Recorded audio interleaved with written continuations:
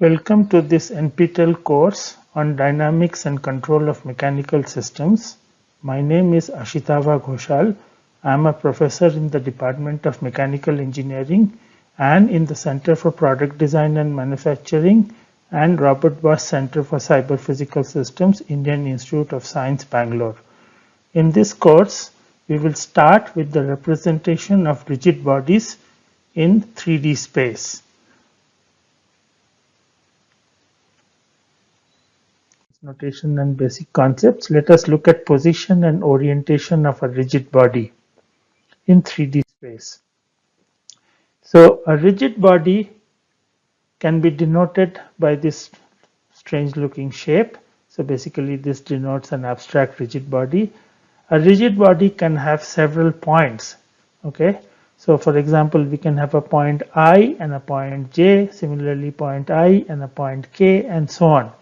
We can always find the distance between 2 points. So let's say I and J. This is denoted by dij. Okay, so this is the normal distance which is used in everywhere. It's a Euclidean distance. Okay, so the distance between any points, 2 points, I and J, or say for that matter between P and Q, okay, on the rigid body is fixed. So that is one definition of a rigid body, that if I pick any 2 points, the distance does not change. Okay, so there is no deformation. So if dij changes as the rigid body moves, then we say that it is not a rigid body. Okay, there is deformation happening in the rigid body.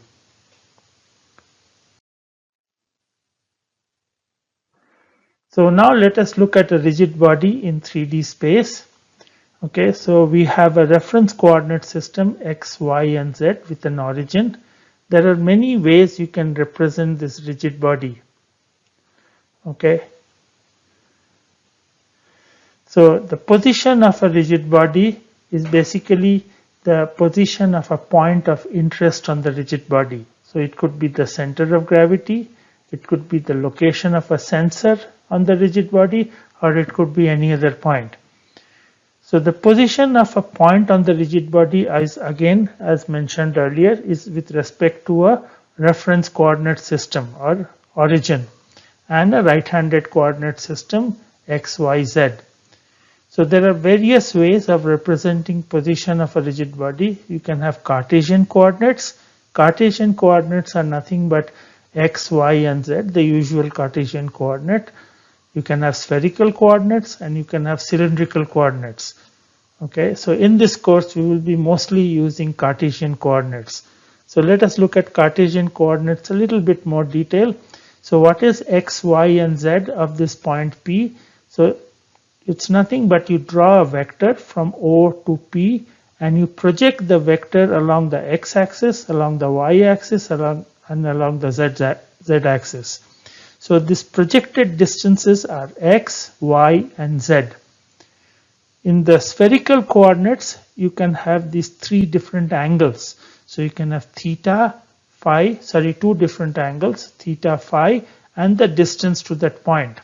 Okay, so spherical coordinates are given by r, theta, phi. Cylindrical coordinates, on the other hand, are given by this radius, rho, and some phi and z. Okay, so we will be always or most of the time using Cartesian coordinates. So let us continue. So let's see, we have this rigid body in a reference coordinate system A, and as I said, we pick a point P on this rigid body and we find this vector AR, which is from the origin of the A coordinate system, which is denoted by OA to P, and then we have these 3 projections, which is x, y, and z. So as I said, we have a right-handed coordinate system specified by the origin OA, a set of 3 mutually orthogonal axis unit vectors xa, ya, za. So you can think of this along the index finger, the middle finger, and the thumb. So again, Z is X cross Y. Okay, this is the right hand system. And as I said earlier, we have to label this reference coordinate system with A because we will have several such coordinate systems. So the position of a point P is denoted by AR in this rigid body. And the position vector AR can be denoted by three Cartesian coordinates x, y and z, and mathematically this AR can be written as x along xa, y small y along this ya unit vector, and z along za. So remember, xa in its own coordinate system is 1 0 0, likewise ya in its own coordinate system is 0 1 0, and za in its own coordinate system is 0 0 1. So if you expand this out, you will get x, y and z as a column vector.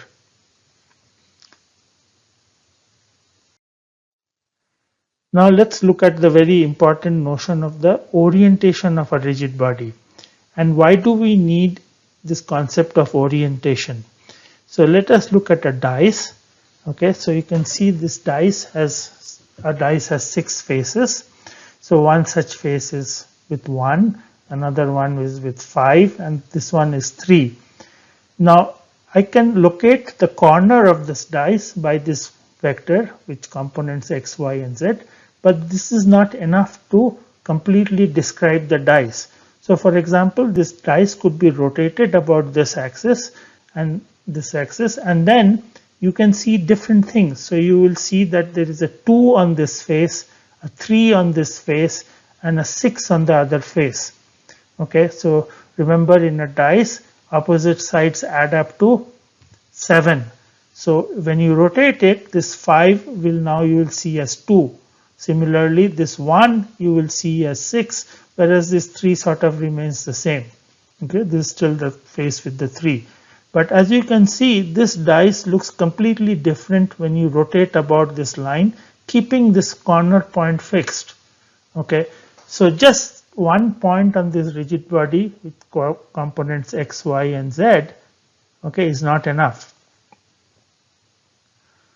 So that's what I have said. The position of one point in 3D space is not enough.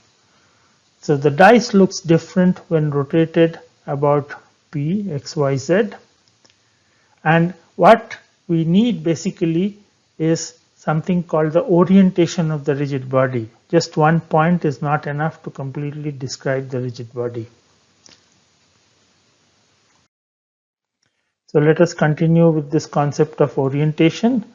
So let's do it a little bit mathematically. So we have this rigid body and we have a coordinate system, reference coordinate system xa, ya, za, labeled as A with the origin OA, and we have another coordinate system which is fixed to the rigid body, which is xb, yb, zb. Okay, and this we are looking at orientation of the rigid body, so we are not really interested in, so the origin of the two coordinate systems can be at the same place. So again, as I said, we attach a coordinate system B to the rigid body and the origin of A and B are coincident. So what we want to do is we want to obtain a description of this B coordinate system with respect to A. Okay, so if you think about it, so I have a rigid body and I have a fixed coordinate system, and there is a coordinate system which is attached to the rigid body. So as I look at this rigid body in different orientation, so basically if I can describe to you what is the B coordinate system with respect to the fixed A coordinate system, that will tell me everything about the orientation of the rigid body. Okay, so let's continue with this concept of orientation. How do we mathematically represent orientation? So one very nice way is what is by using called direction cosines. Okay, so we have these unit vectors xb, yb and zb which are attached to the rigid body B, and we want to describe this unit vectors xb, yb, zb with respect to the A coordinate system, with respect to XA, YA and ZA. So basically we can project XB vector onto XA, YA, ZA exactly the same way as we projected the vector of a point to a point along XA, YA, ZA, and we said that the coordinates were X, Y and Z. In this case we will see the coordinates are R11, R21, R31. Likewise, if you project YB onto XA, YA, ZA, we will call the coordinates as R12, R22, R32, and for Z, R13, R23, R33. Okay, so we will see later why this particular way these coordinates are labeled. Okay, why is it R11 and not why is not this one not R12? Why are we calling it R21? We'll see that in a little while. Okay, so these Rij's are called the direction cosines. Okay, and what do we mean by direction cosines? Basically, R11 is nothing but the dot product of XB with XA. Okay, so by definition of dot product, XB dot XA, both in the same coordinate system, is nothing but the magnitude of AXB, magnitude of XA, and the cosine of the angle between the two vectors. Okay, so it's the cosine of the angle between XB and XA.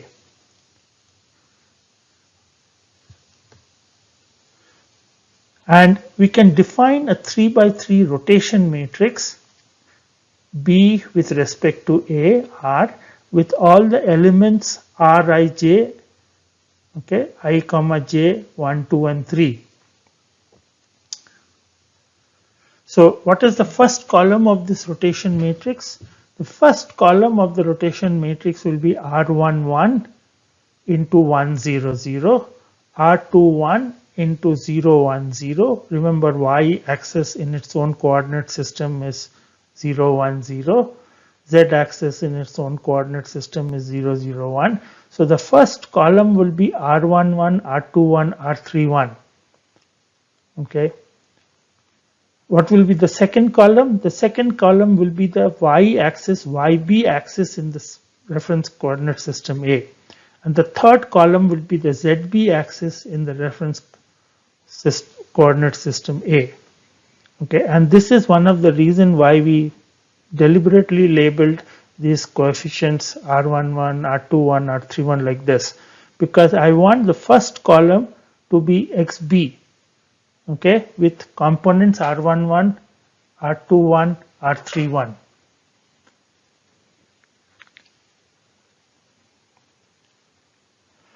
So, as I said, this rotation matrix contains the X vector, the Y vector, YB vector, XB vector, and ZB vector, okay, with respect to the A coordinate system. So, as I had argued earlier, if I know these axes which are fixed to the rigid body with respect to a reference coordinate system, then I know how the rigid body is oriented with respect to the reference coordinate system. So hence ABR, okay, completely describes all three coordinate axes of B with respect to A, and that implies ABR gives the orientation of rigid body B in A. Okay, so just let's go through it once more. So what I am trying to do is I am trying to write this vectors xb, yb, zb, which are fixed to the rigid body with respect to the A coordinate system. And just like any position vector in a rigid body, when you project it onto the xa, ya and za axis, it has three components. Okay, in the case of a position vector, it was x, y and z. In the case of this, we are going to call it R11, R21, R31. Likewise, YB, when projected onto XA, YA, ZA, we'll have R12, R22, R32, and ZB, R13, R23, R33. Okay, and when we organize all these coefficients in the form of a matrix, which is B with respect to A and matrix, with elements rij, then each column of this rotation matrix is nothing but the first column is xb, second column is yb, and the third column is zb.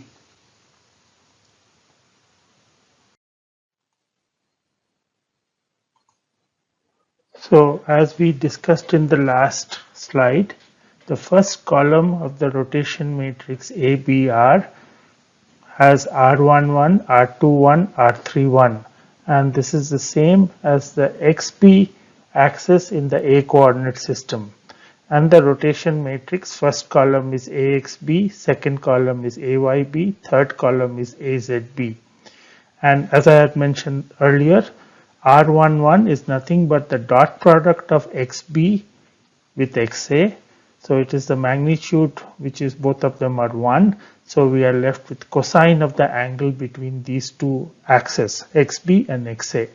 So here is a quick short way or a mnemonic to remember what are the direction cosines and what are the elements of the rotation matrix ABR. So we put the XB along this vertical line, YB in this vertical column, ZB also vertical, and the horizontal rows are XA, YA, and ZA. So what you can see is R11 is the dot product of XB with XA. R21 is the dot product of YA with XB. R31 is the dot product of ZA with XB, and so on. So R23, you can easily see it is the dot product of ZB with YA. Okay, and AYB, this column vector, is R12 along XA axis, R22 along YA axis, R32 along ZA axis. Later on we will see that when we are rotating about either the XB, YB, ZB or the XA, YA, ZA axis, these are two different kinds of rotations. You can see that the columns are not changing. When you are rotating about XB, the first column will not change. Similarly, if you are rotating about YA, the second row will not change.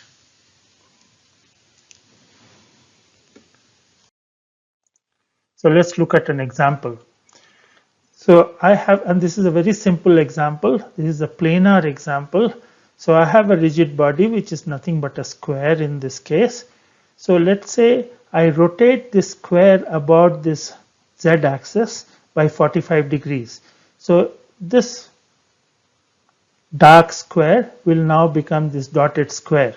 Okay, so we have a reference coordinate system XA, YA, ZA, and then we have a coordinate system XB, YB, ZB, and origins OA and OB are at the same place. And in this example, ZA and ZB are at the same place. Okay, so let's find out what are the direction cosines. So how do I find direction cosines? So basically I find R11 is nothing but the dot product of XB with XA. So in this example, this is rotated by 45 degrees. So cos of 45 degrees is 1 by root 2. Okay, how about R12? We can see that it is minus 1 by root 2. How about R13? What is R13? It is the dot product of XB with Z, X and Z. So since this is a planar rotation, we have this as R13 as 0. What is R21? If you go back and see the slide, earlier slide.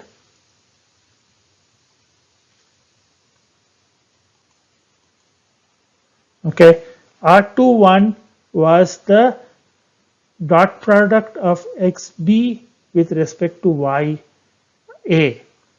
Okay, so that you can shown to be 1 by root 2. R22 is the dot product of YB with respect to YA. So this is 1 by root 2.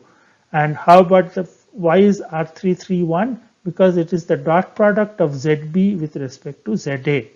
So hence we can find all the elements of this rotation matrix for this simple planar case.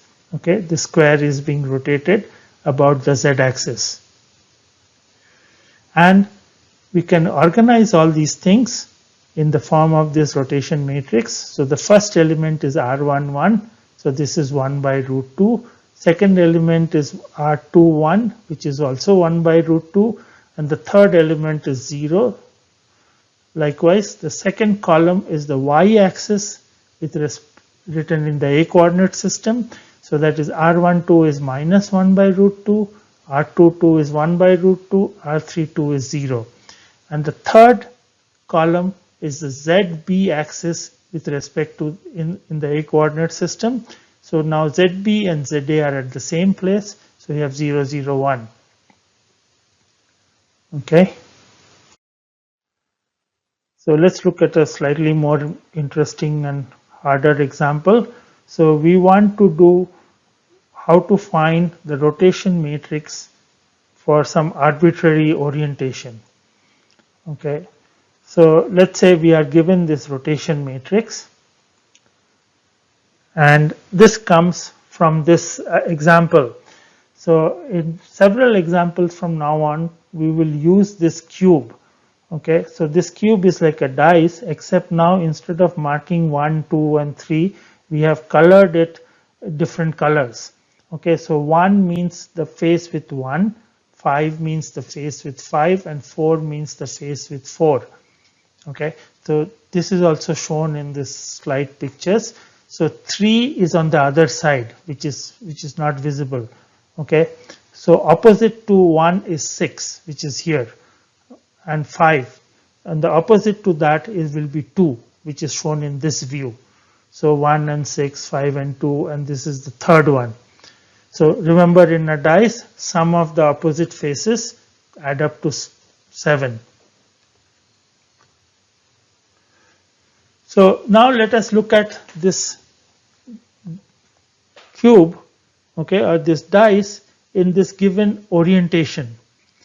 Okay, so here what you can see is this XB, which was like this, basically along this x-axis, parallel to this x-axis, ZB parallel to this z-axis, y in this direction.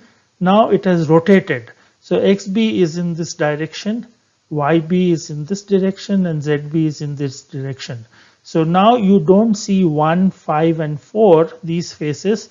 You see 1, 3, 5, and little bit of, so 1 is on the other side, which you actually don't see, and a little bit of 6.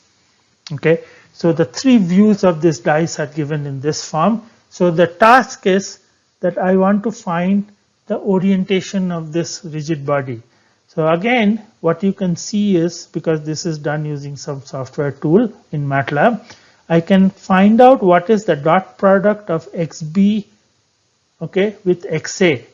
XA is in this direction, YA is in this direction, ZA is in this direction. So I can find out the dot product of XB with A, and it turns out it is 0.1667. Okay. So XB with Y is 0.9832. So first column vector is the XB with respect to the original A coordinate system. Second column is YB with respect to the original A coordinate system. So as you can see, it is slightly more harder to visualize or to compute, but nevertheless the basic definitions still hold.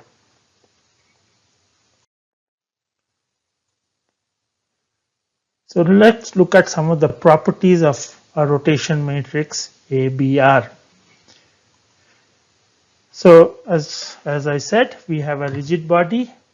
We have this A coordinate system, which is the reference coordinate system, B coordinate system, which is attached to the rigid body.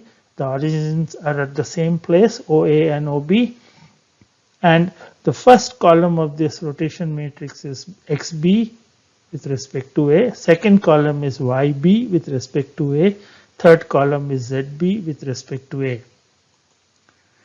So this vector, which is locating a point on the rigid body, which is BR, okay, we can describe this vector in the A coordinate system.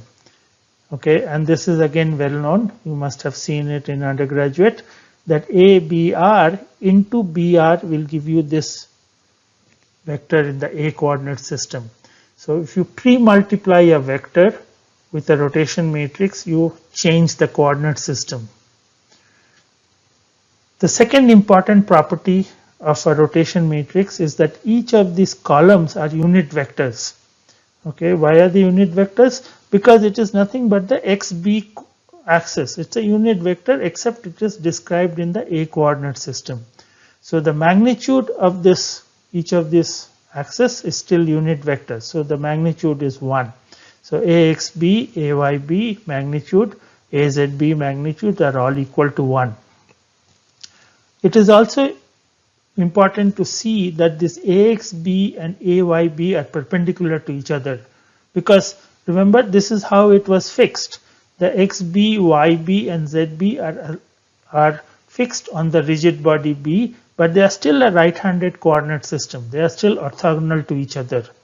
Okay, so we have three constraints here, that the magnitude of this column vector, magnitude of this column vector is 1, and axb dot ayb is 0, ayb dot azb is 0, and axb dot azb is also 0. So we have three constraints here, and then there are three constraints here.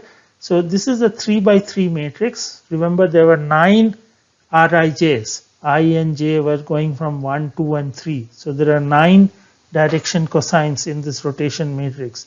But because of these 6 constraints, there are only 3 independent parameters out of these 9 Rij's.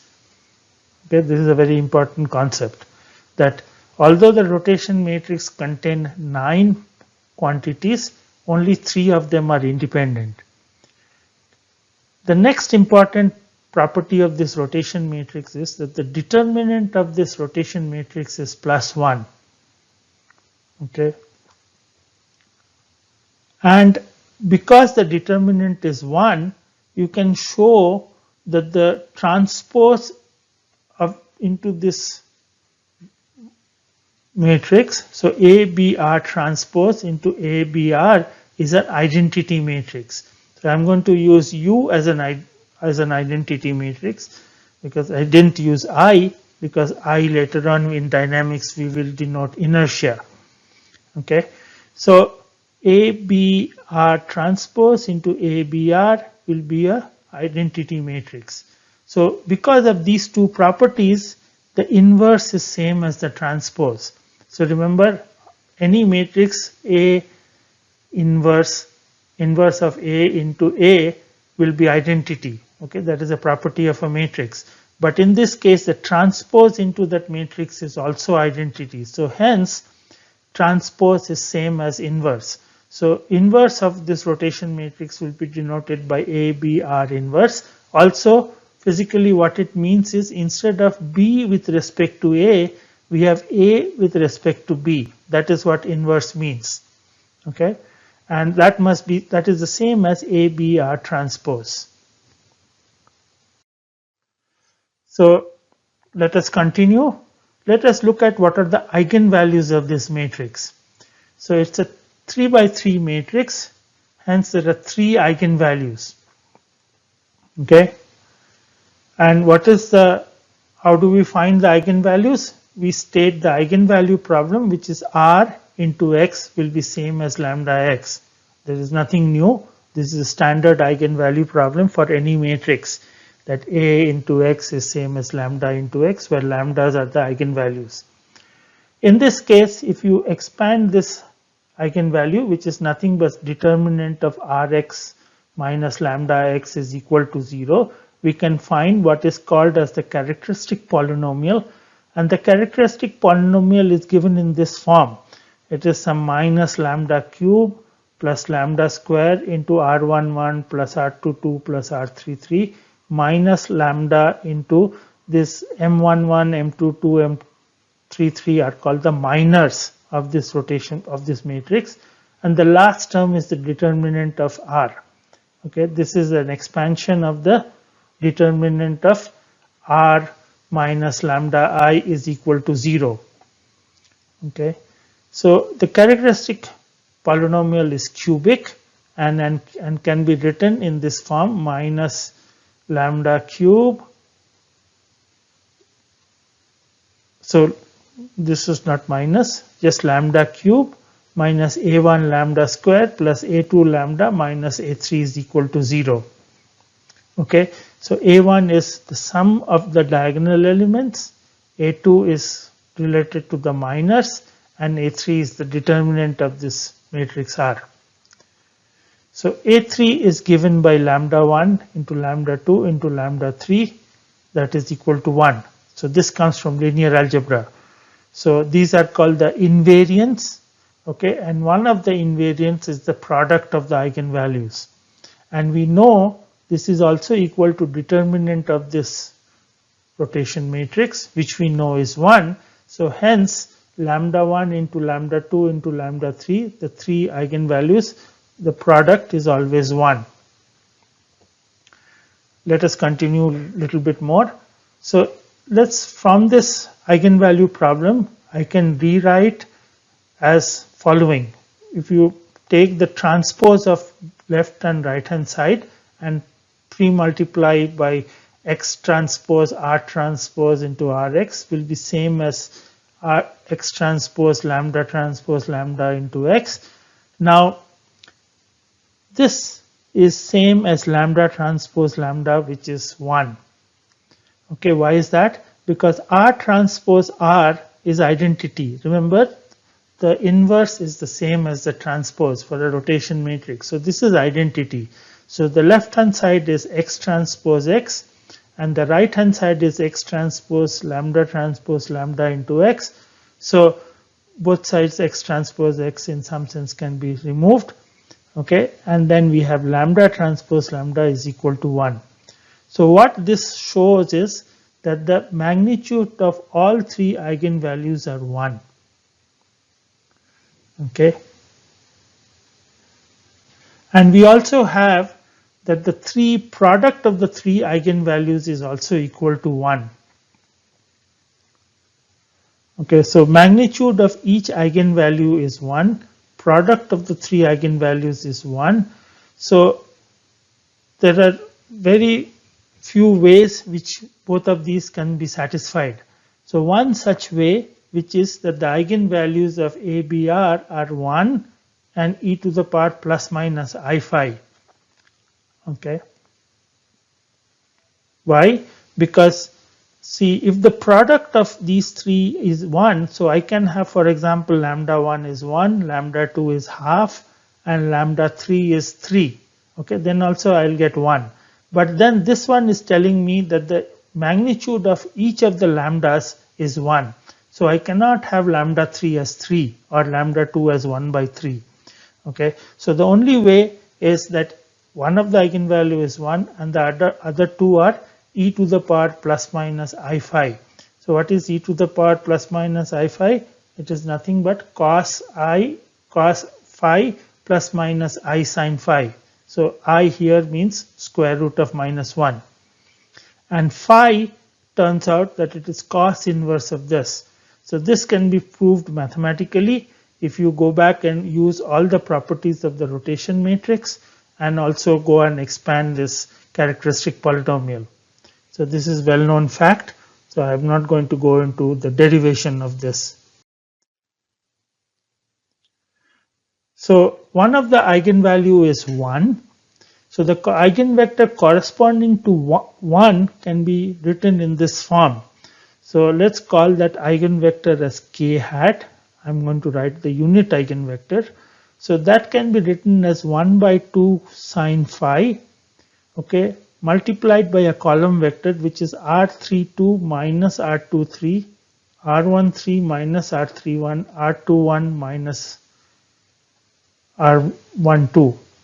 Okay, so the previous one we saw that the angle phi was related to r11, r22 and r23, whereas here the eigenvector corresponding to 1 is related to the other elements of the rotation matrix, which is basically r32, r23, r13, r31, r21 and r12.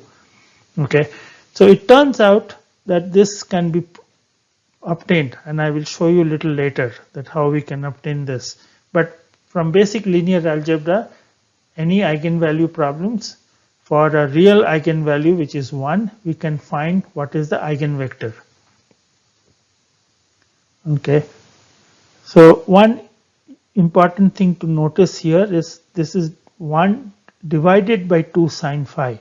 So phi cannot be 0 or n pi. So we will see some of these little bit of complications later on.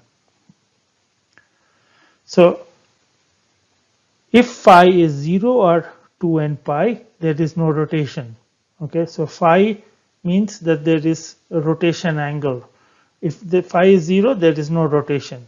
If you have phi as 2n minus 1 pi, okay, so then the eigenvalues are +1, -1 and -1. This is a special case. In this case, you do not have e to the power plus minus I sine phi.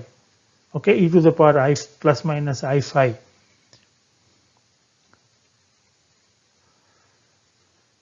So this rotation axis, which is k, or this eigenvector which we obtained for this eigenvalue 1, is fixed in A and B. Okay, and here is the proof. So we can write a vector in the A coordinate system and another vector which is given in the B coordinate system. So if I pre-multiply by rotation matrix, I get it in the A coordinate system. But this ABR into BK is also same as 1 into BK. Why? Because this is the eigenvector corresponding to the eigenvalue 1, lambda. Okay, so remember Rx is same as lambda x. So that this is the eigenvalue problem. So on one side we have rotation of B to give you A, and the other side it is the eigenvalue problem. So first equality comes from the transformation of a vector from B to A, and the second equality from the definition of an eigenvector. So hence AK is same as BK, or in other words, this unit vector K, which is corresponding to the eigenvector corresponding to the eigenvalue 1, is fixed in both coordinate system. In the last slide, I showed you that there is a vector k which is fixed in both coordinate system, which is also called the axis of rotation. So in this slide, I want to show you that if I rotate a vector AQ about this axis of rotation, so we want to find out what is the expression for AQ prime, which is the rotated AQ about this axis K. Okay, so in this picture we have a reference coordinate system A, and from the origin we have a vector AQ which is rotated about axis K, and it goes to AQ prime, and the angle subtended, if you look from this side, is theta. So I want to find the expression for AQ prime in terms of AQ, K and theta. So if you look at this picture, 3D picture from this side opposite to the direction of the rotation axis, you can see that AQ prime can be given by AQ plus some vector along A1 and another vector along A2. So the question is, what is A1 and A2? So what you can see is A2 will be perpendicular to AK and also to AQ. So it's along a vector which is AK cross AQ.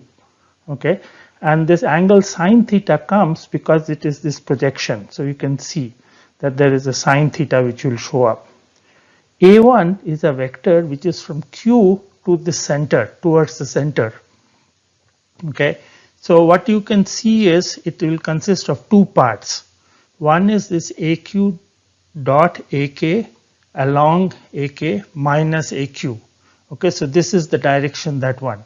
And this 1 minus cos theta comes because this entire magnitude cannot be taken. We just want a small portion of it. So this is in some sense like 1, and this is like cos theta. So this is 1 minus cos theta. So we'll get a term like this.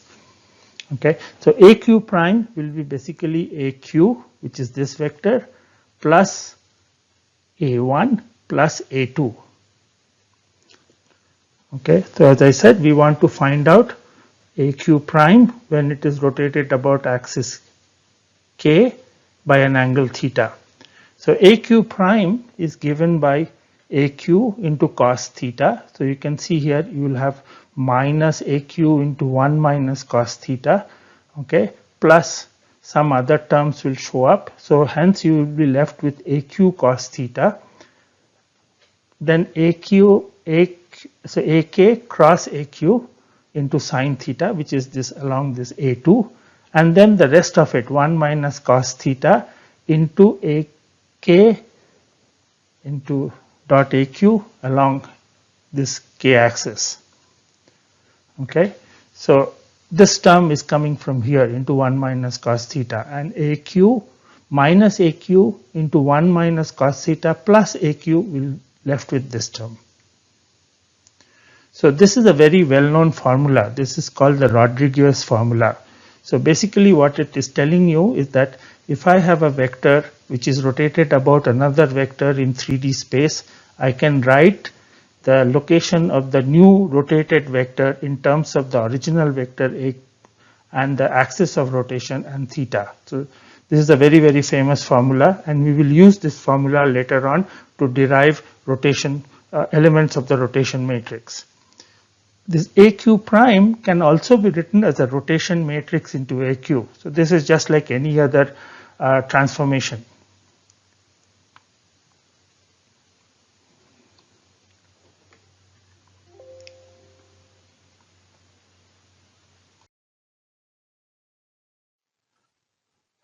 Okay, so let's continue. Let's assume that this AQ is 1, 0, 0.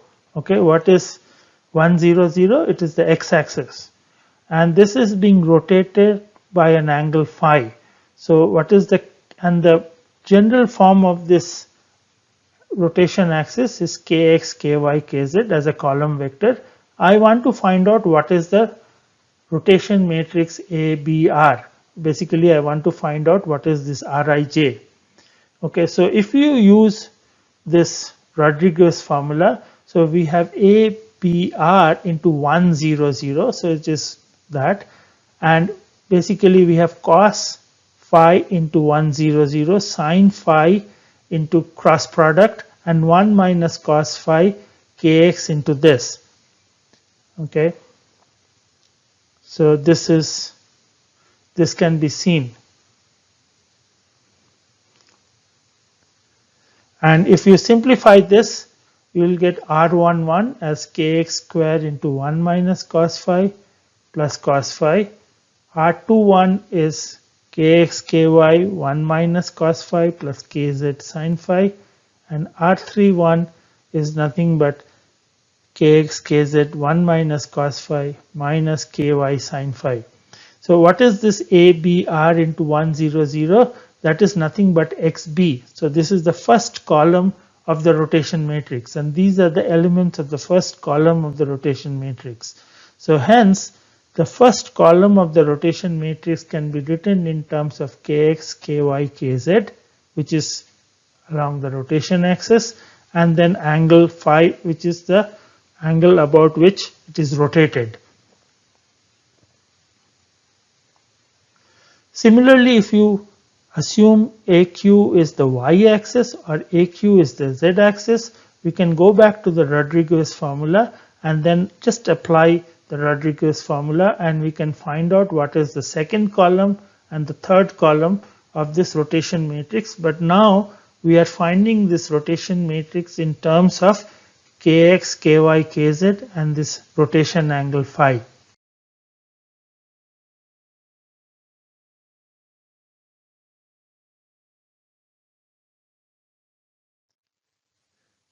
Okay, a little bit of algebra will tell you that these are the elements of the rotation matrix. R11 is kx square into 1 minus cos phi plus cos phi. R12 is kx ky minus 1 minus cos phi minus kz sin phi. R13 is this, and so on. So R31 is this. Okay.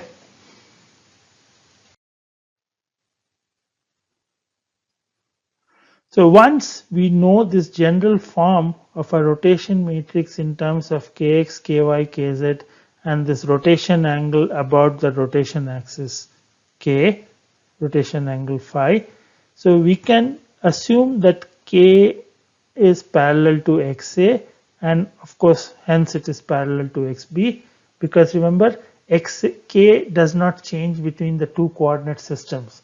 So the rotation axis is fixed in both A and B, and as a special case I am going to assume that this rotation axis is the XA axis.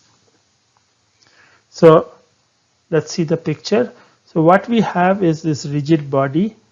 My rotation axis is the X axis, so hence XA and XB are along the same direction, and we are rotating this rigid body by an angle phi about this K axis. So again the origins are at the same place. So this is the rigid body to which we attach the B coordinate system, and A coordinate system is the reference coordinate system. So what is the angle between YA and YB? It is phi. It's the same angle between ZA and ZB. Only the X axis is aligned. XB and XA are at the same place, okay, along the same direction. So let's find out the rotation matrix, which is ABR. I'm going to denote this for a reason which we will see very soon by R into X comma phi. So basically it's a rotation matrix consisting of a rotation about the X axis by an angle phi, and we can find the elements of the rotation matrix as 1, 0, 0, first column. Why? Because X axis are at the same place. So XB and XA are at the same place. This one is 0 cos phi sin phi and 0 minus sin phi cos phi. So is that correct? So let's see the Y axis with respect to YA, okay, YB axis with respect to XA, YA and ZA. So YB dot XA will be 0, because remember this is rotation about the X axis. So YB dot XA will be 0, which is what you see here. YB dot YA is cos phi, this is cosine of this angle. YB dot ZA is sin phi, and likewise for the Z axis 0 minus sin phi cos phi. So what we see in this figure is a rotation about X axis, and this is what the picture is. How about rotation about Y axis and Z axis? Again, we can either go and see these pictures and see, or we can go back and use the formula in terms of kx, ky, kz and that angle. Okay, so in that case k will be 0, 1, 0, and this is phi angle. So we will get cos phi 0 sin phi, cos phi 0 minus sin phi, and so on. Similarly for the z axis we will get cos phi minus sin phi 0, sin phi cos phi 0 and 0, 0, 1. So I'm sure this you have seen in very many basic mechanics problems in undergraduate. So if I rotate a rigid object about the z axis, the x and y components are cos phi minus sin phi and cos phi. Okay, so something like this rotation about x, y and z are called simple rotations.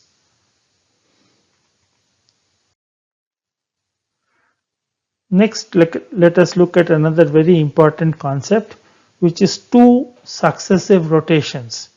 So what I mean by two successive rotation is that initially the rigid body B is coincident with A. Okay, so let us this picture. So initially XA, YA, ZA is the reference coordinate system. The B rigid body is aligned with respect to this XA, YA, ZA. So XB, YB, ZB at this initial instant is aligned with XA, YA, ZA. The first rotation is relative to A coordinate system. After the first rotation, A will go to B1. So the rigid body is now described by a coordinate system xb1, yb1 and zb1. Okay, so basically what is happening, you can think of it as that this A coordinate system, which was the reference coordinate system, the rigid body was in this reference coordinate system, it has gone to, or it has been oriented and gone to another coordinate system, which is B1. The second rotation is relative to B1. It is very important. The second rotation is not relative to A. It is relative to B1, the moved coordinate system. So after the second rotation, ZB1 will go to ZB, XB1 will go to XB, and YB1 will go to YB. Okay, so the coordinate system B1 goes to B. So there are two successive rotations which are happening. First A to B1 and then B1 to B. So the question is, what is the resultant rotation matrix? Okay, and it turns out that the resultant rotation matrix, which is the rigid body B with respect to A, so A, B1, B1, B, so B with respect to A is nothing but the product of the rotation matrices A, B1R and then B1, BR. Okay, so it is important to notice the order of the matrix multiplication. So we went from A to B1 and then B1 to B. So from A to B1 there is a rotation matrix A, B1R. So basically B1 with respect to A. Then second one is we went from B1 to B. So we have B with respect to B1. So this, and again if you follow my notation, if you follow the notation used here, sort of you can think of B1 and B1 cancelling, and we are left with A and B. So the resultant rotation matrix is nothing but the product of the rotation matrices in the sequence it occurred. Okay, we went from A to B1, B1 to B. So A to B1, B1 to B. It is not in the opposite order. Okay, and if you think about it a little bit, you can see that if I have n such successive rotations, so I go from A to B1, B1 to B2, all the way from Bn minus 1 to B, I make n successive rotations. Okay, then the resultant is nothing but the product of all these rotation matrices in the order of the rotations. Okay, and matrix multiplication is non-commutative in general. So we cannot switch the order. So we cannot say that it is A, B1, B1, B is not the same as B1, B, A, B1. Okay, so if you multiply this matrix before this, and so if you do B1, BR into A, B1, R, it is not the correct one. It is not the same as ABR, which is AB1R into B1BR. Okay, and again in the notation I have used, you can sort of see that here B1 and B1 is cancelling and we are left with the superscript A and a subscript B, which is nothing but B with respect to A. But in this case nothing like that is happening. So this is cancelling out and we are left with some A and B. Okay, not in the right way.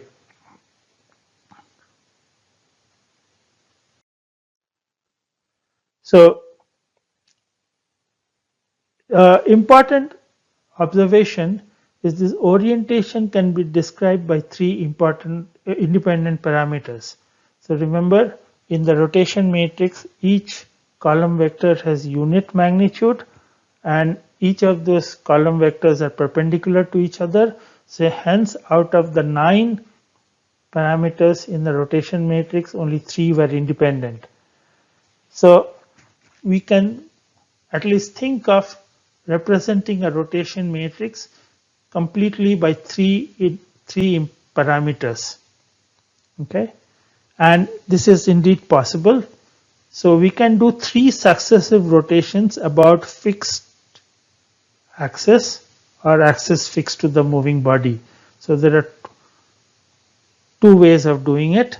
One is we can have rotations about 3 distinct axes. So we have 6 combinations. So you can rotate about x, then y, and then z. But you can change the order. We can have x, z, y, likewise y, z, x, and so on. You can also obtain by rotation about 2 distinct axes. So distinct here means combinations like this. So you can have x, y, x, x, z, x, and so on. So there are 12 possible ways of finding rotation of a rigid body by rotating about 3 axes by 3 angles in some sense. We can also have rotations about axes fixed in space. So remember, these are axes rotated about the moved coordinate system. So remember, we went from A to B1 and then from B1 to B. The second rotation was with respect to B1 or the rotated coordinate system. But we can also rotate about the first with respect to the fixed A, okay, then with respect to fixed y, and third with respect to fixed z, not with respect to the axes which are attached to the moving body or rotating body. And then there are 12 possible combinations of rotations about axes fixed in space, okay, and these are about 3 and 2 distinct axes. So we will see later, most of the time we use this axis which are fixed to the moving body and rotations about axes which are fixed to the moving body. This is a minimal representation of orientation of a rigid body. Only 3 parameters which are basically angles and no constraint. Okay, so I can have one angle about x, one angle about y, and one angle about z.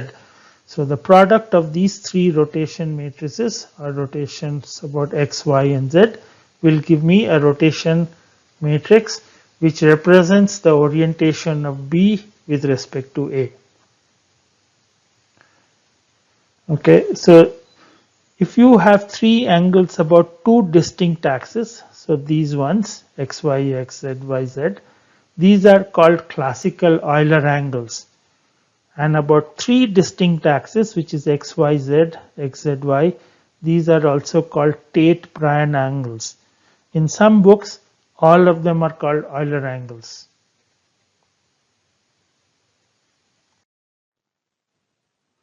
Let us look at orientation of a rigid body using 3 angles. So here is a typical example. This is a sketch of an aircraft.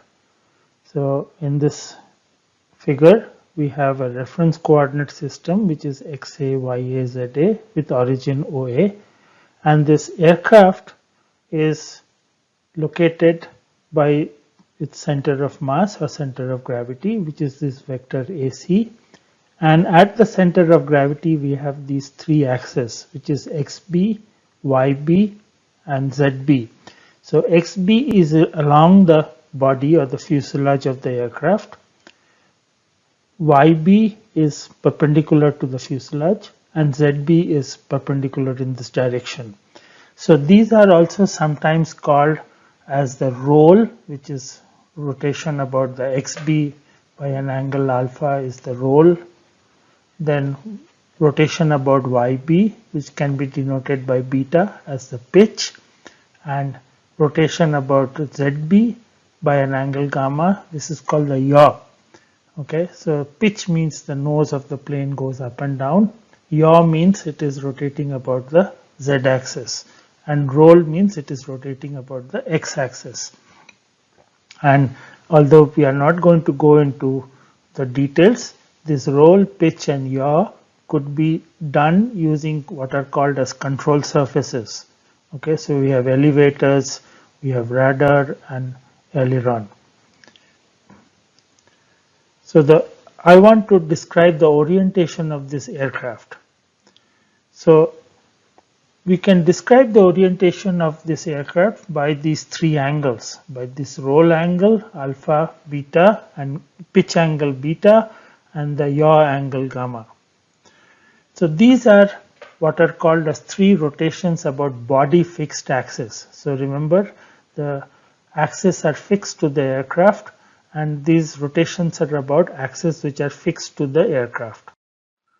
So if you go back and remember, we were going from one coordinate system A to B1, then B1 to another coordinate system, and then B, let's call that B2, and then from B2 we go to another coordinate system, which let's call that the B coordinate system. So there are three rotations which are happening. So the first rotation in this X, Y, Z Euler angles is that we go from A to B1. So this is, I have introduced this notation earlier. It's a rotation matrix about x-axis by an angle θ1. So what will be the elements of this rotation matrix? So you can see this will be 1, 0, 0. The x-axis is same. Y-axis is given by 0 cos θ1 sin θ1. Z-axis is given by 0 minus sin θ1 cos θ1. So this we can obtain using the general formula of Rij in terms of kx, ky, kz and angle phi. So here phi is θ1, okay, which is the rotation about the x-axis. Likewise, we can find the rotation about y-axis, which is taking B1 to B2, and then we find the elements of the rotation matrix as cos θ2, 0 sin θ2, 0, 1, 0 and so on. Okay, so pictorially what is happening is first rotation is about the x-axis. Okay, so A and B1 are like this, XA and XB1 are at the same place, YA is going to YB1, ZA is going to ZB1. The second rotation is about B1, it is the moved axis. So as you can see, YB1 and YB2 are at the same place. Okay, and then the third rotation is about the moved z-axis. So now ZB and ZB2 are at the same place. So this is the third rotation θ3. Okay, so I have given you the rotation matrix corresponding to rotation about x, which is this, the rotation about y, which is this, and pictorially this is what is happening. So okay, so it is important to notice that the first rotation XA and XB1 are at the same place. In the second rotation YB1 and YB2 are at the same place. And in the third rotation ZB and ZB2 are at the same place. So you can see there are all these different lines depending on which is the fixed axis or about which axis you are rotating and how the other axes are changing. So the rotation about the Z is given by RZ θ3, which is given by this rotation matrix cos θ3 minus sin θ3 0 sin θ3 cos θ3 0 and 0 0 1. So the resultant rotation, as I have mentioned, is in the order of the rotations. Okay, so we went from A to B1, which is rotation about x-axis, B1 to B2, which is rotation about y-axis, then B2 to B, which is rotation about z-axis. So we multiply the rotation matrices in the order in which it happened. So then we can see that the resultant rotation matrix is this. Okay, so little bit of math, little bit of algebra, that you multiply three rotation matrices and then you will get back this as a resultant rotation matrix. Okay, where Ci and Si denote the cosine theta and sine theta respectively. So what is the English meaning of this? This tells you that the B with rotation of B, resultant rotation of the object, and B with respect to A is given by cos and sine of this various angles θ1, θ2, θ3. So C2 here denotes cos θ2, S1 denotes sine θ1. Okay, so as mentioned here, CI, SI denote cos theta I and sin theta I respectively. So it is again, I want to stress it again and again that we need to multiply the matrices in the order of the rotations that we did. So if you were to switch the order, you will get completely different terms here, and they are not the rotation of this airplane or orientation of this airplane with respect to the A coordinate system. In the last slide, we had obtained the rotation matrix from x, y, z Euler angles. So when we had theta 1 rotation about the x-axis, theta 2 rotation about the y-axis, theta 3 rotation about the z-axis, we obtained the ABR, which is given by these elements. So for example, the R11 is C2, C3. Okay, recall C2 means cosine of theta 2, C3 means cosine of theta 3. So for example, S1 here stands for sine of theta 1. So we had obtained this 3 by 3 rotation matrix. A natural question is, if you are given a rotation matrix and if you are told that these are the XYZ Euler angles, can we find out theta 1, theta 2, theta 3? So some numbers are given, all these 9 numbers for which populate this rotation matrix. We want to find out theta 1, theta 2 and theta 3. So we can see that we can look at these elements of the rotation matrix and derive an algorithm. So let's look at these elements of the rotation matrix. So if R13, which is sine theta 2, is not equal to plus minus 1. So in that sense, theta 2 is not equal to plus minus 90. Okay, so then we can find that R13 plus minus square root of R11 square plus R12 square. So R11 square plus R12 square will be left with cos theta 2. Okay, and when you take the square root, you can have 2 plus minus signs. And we can find theta 2 because sine theta 2 is known, R13 is known, and also this term under the square root is known because R11 and R12 is known. And we can use this A tan 2, which is basically a tangent inverse of y by x, but it gives you in the right quadrant. So I can find out theta 2 from this expression. Once I find out theta 2, then I can take these two terms, which is R23 and R33. I can divide by cos theta 2, so I will be left with sine theta 1 and cos theta 1. So theta 1 can again be found as using A tan 2 of these two terms, R23 divided by cos theta 2 and R33 divided by cos theta 2.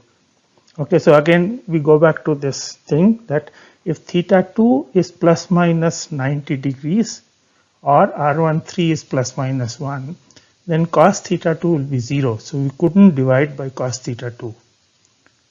Okay, so this is a special case, which is why we are in the algorithm, we have a special case of if R13 not equal to plus minus 1, we can find out theta 2, we can find out theta 1, and we can also find out theta 3, because again we can divide R12, okay, by cos theta 2, we will be left with sine theta 3, and we can divide R11 with cos theta 2, and we will be left with cos theta 3. Again we can use A tan 2 formula and obtain theta 3.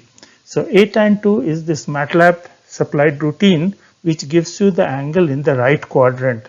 It is basically tan inverse of y by x, but it looks at the sign of y and x. Okay, so tan inverse of minus 1 comma minus 1 will be in the third quadrant. So as I said, A tan 2 y comma x is a 4-quadrant arctangent function. It is available in MATLAB and it will give you the angles in this minus pi to plus pi. So what is the algorithm telling you? That if I give you these 9 numbers, I can get 2 sets of values of theta 1, theta 2 and theta 3.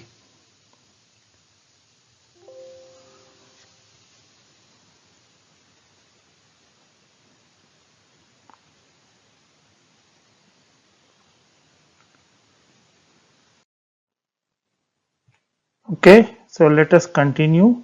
So we are basically deriving an algorithm where if you are given the rotation matrix ABR, we can find XYZ Euler angles.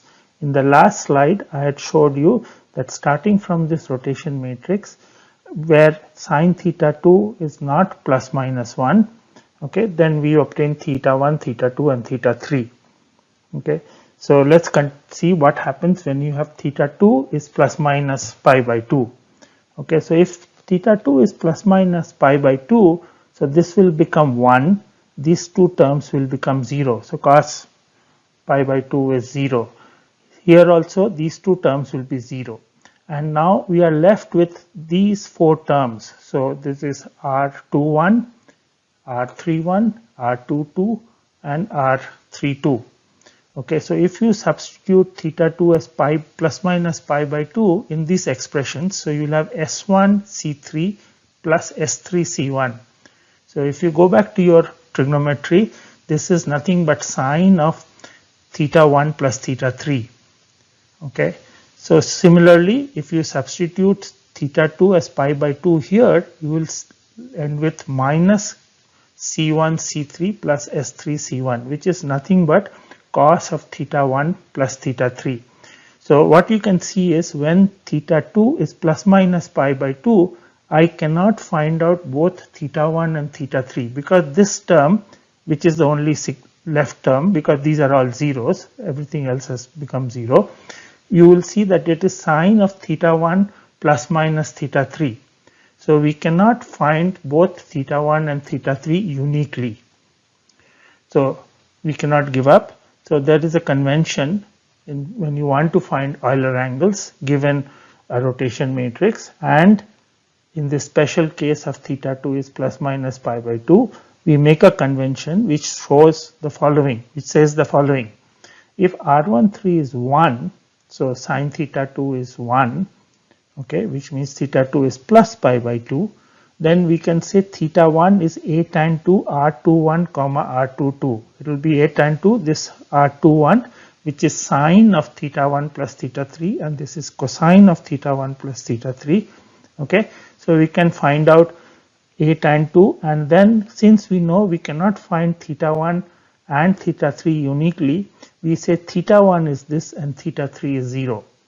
So in summary, if R13 is 1, theta 1 is obtained from this a tan 2 formula, theta 2 is of course pi by 2, and theta 3 is chosen as 0. If R13 is minus 1, then theta 1 will be minus a tan 2 of R21 comma R22. Again, we can check these terms. One of them is sine of a plus b, and the other one is cos of a plus b. And then we say theta 2 is minus pi by 2 and theta 3 is 0. So this condition, theta 2 is plus minus pi by 2, is known as a singularity condition. So this happens in all Euler angle representations. So there are special angles when we cannot find the other two angles uniquely. Okay. So is there a practical example for Euler rotations about two axes? And the answer is yes. So one of the well-known problem in dynamics is this problem of a spinning top. Okay, so this is a sketch of a top which is spinning about this point which is fixed. Okay, so OA and OB is the point about which this top is spinning.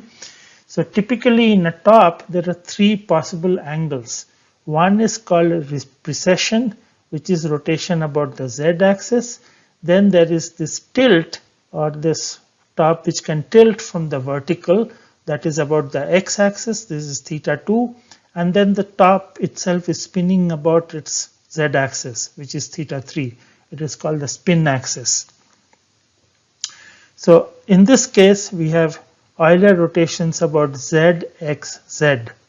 Okay, so you can see z theta 1, x theta 2 and z theta 3.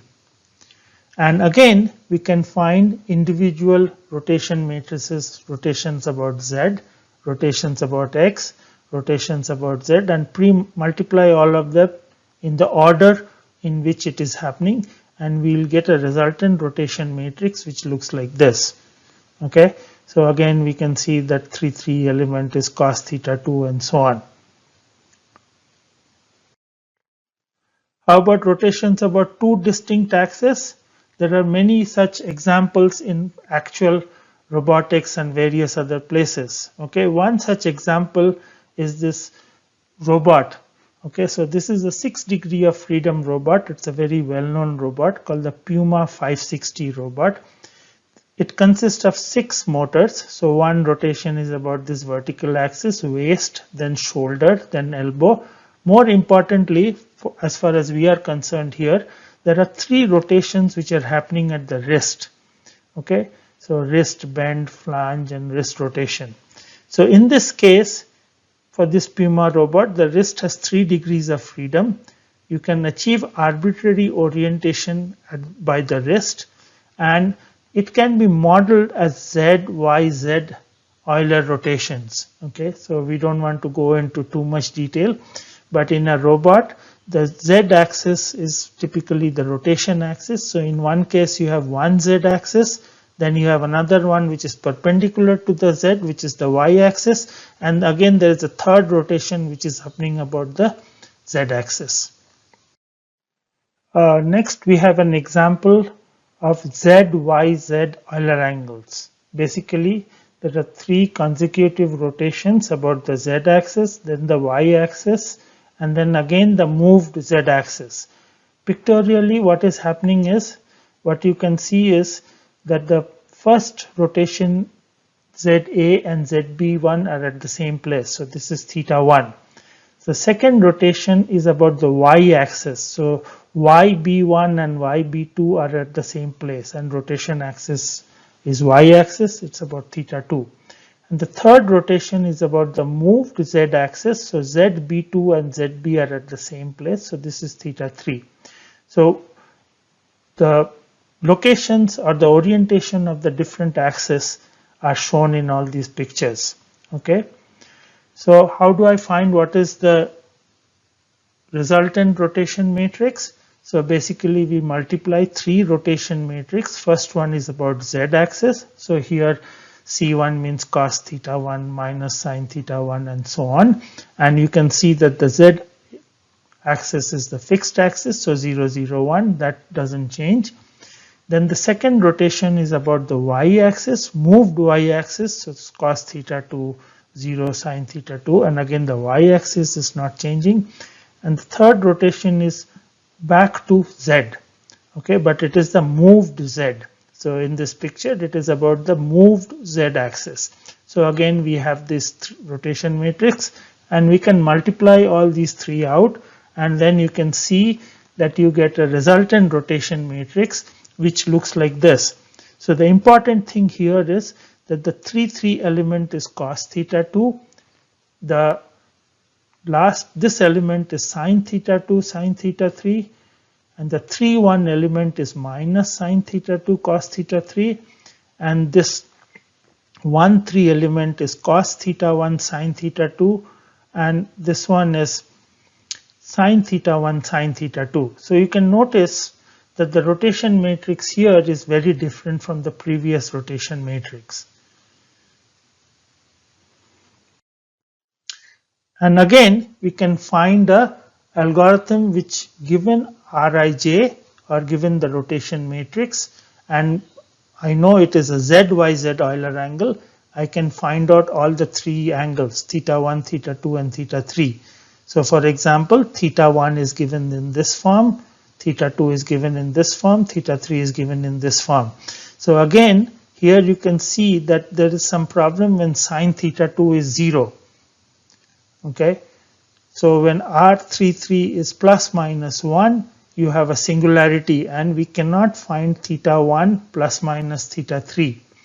Okay, so this is a typical thing which happens in all Euler angles. So there are certain angles which you cannot find uniquely for some cases. Okay, and again we can find out theta 1 is this, theta 2 is given by this in terms of Rij. So first we find theta 2, then we find theta 1, then we find theta 3. It's very similar to whatever we have done before.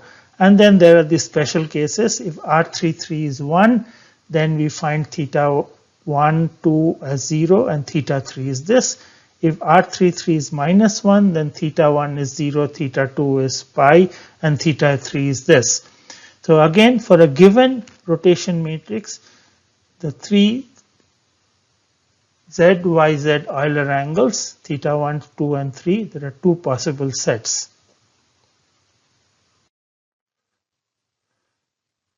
We can also have rotations about axes which are fixed in space. So these are called space fixed rotation.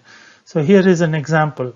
So first rotation is about the x-axis. So you can see XA and XB1 is at the same place, and this is rotation about theta 1.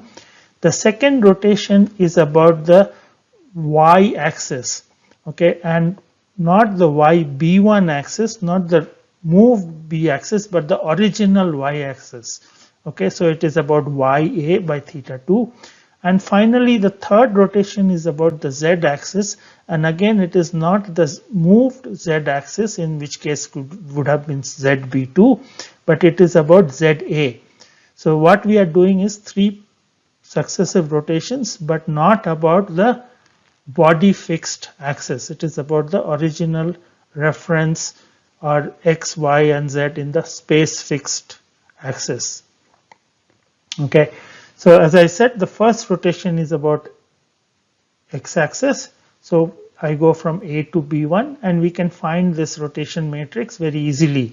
So XA and XB1 is at the same place. So we have 1, 0, 0.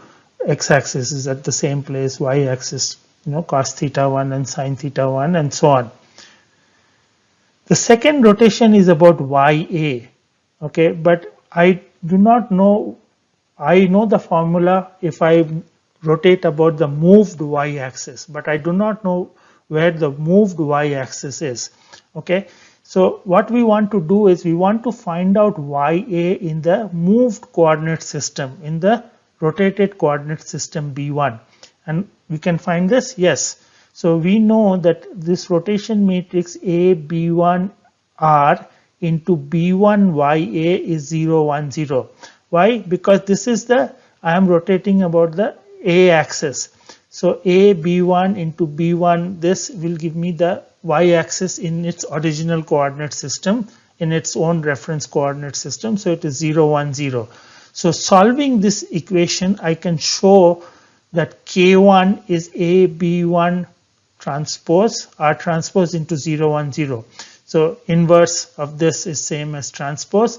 So I want to find out what this y axis is in the B coordinate system. Let's call it K1, and this can be found out by this simple transpose of the rotation matrix into 0, 1, 0. Okay. Likewise, now I can know what is B1 to B2. So I can find out where is B2 with respect to B1 by rotating about K by theta 2. And can I find this? Yes, because I have the general formula for a rotation matrix given an axis and an angle. Okay, long time back I had shown you R11 in terms of kx square into 1 minus cos phi and so on. So various Rij's in terms of kx, ky, kz and phi. So I know what is k, I know what is phi, in this case it is theta 2. So hence I can use the general formula to find B1, B2 with respect to B1 rotation matrix. Okay, the third rotation is about the ZA. Again, I want to find out where this ZA axis is with respect to the moved coordinate system. Okay, so I want to find out what is ZA with respect to the B2 coordinate system. So can I find that out? Yes. So again, we use this simple relationship that A B1R into B1 B2R into B2 ZA should be equal to 0, 0, 1, because you can see B1 B1 cancels, B2 B2 cancels, and you have A ZA, which is 0, 0, 1. So do I know what is A B1R? Yes, this is A B1R. Do I know what is B1 B2R? Yes, I know this from this formula once I expand it. Okay, so then I can find out B2 ZA in the B2 coordinate system. Okay, and then I can find the rotation matrix going from B2 to B, and this is B2 ZA by theta 3. So this is that K phi formula. I can easily find this out. Okay. So as mentioned in the last slide, the XYZ space fixed rotation, the first rotation is about XA axis. Remember, A is the fixed coordinate system. So we have a rotation matrix A B1R, which is nothing but rotation by angle theta 1 about the XA axis. We can obtain the rotation matrix. It is 1 0 0 first row, 1 0 0 first column. This is C1 minus S1, S1 C1. So S1 is sine theta 1, C1 is cos theta 1. The second rotation is about YA. So we need to find out YA in the moved coordinate system, in the B1 coordinate system, and that we can obtain by using this transformation, which is A B1R into B1 YA is nothing but 0 1 0. The YA in its own coordinate system is 0 1 0, and again we can see that B1 and B1 will cancel out, so we will get YA in the A coordinate system, which is 0 1 0. So from this formula we can find out what is B1 YA, which is nothing but you take the inverse of this rotation matrix, multiply on the left and right. The inverse is same as the transpose, so you will get B1 YA is A B1 R transpose 0 1 0. Okay, so hence we can find out what is B1 YA. And if we want to go from B1 to B2 coordinate system, so the rotation is theta 2 about the YA in the B1 coordinate system. Again, B1 YA, after doing this transformation, okay, we can find out that it is 0 C1 minus S1, a column vector 0 C1 minus S1. And we can find out what is this B1 B2R by applying this, and we again use the K phi formula to obtain the rotation matrix.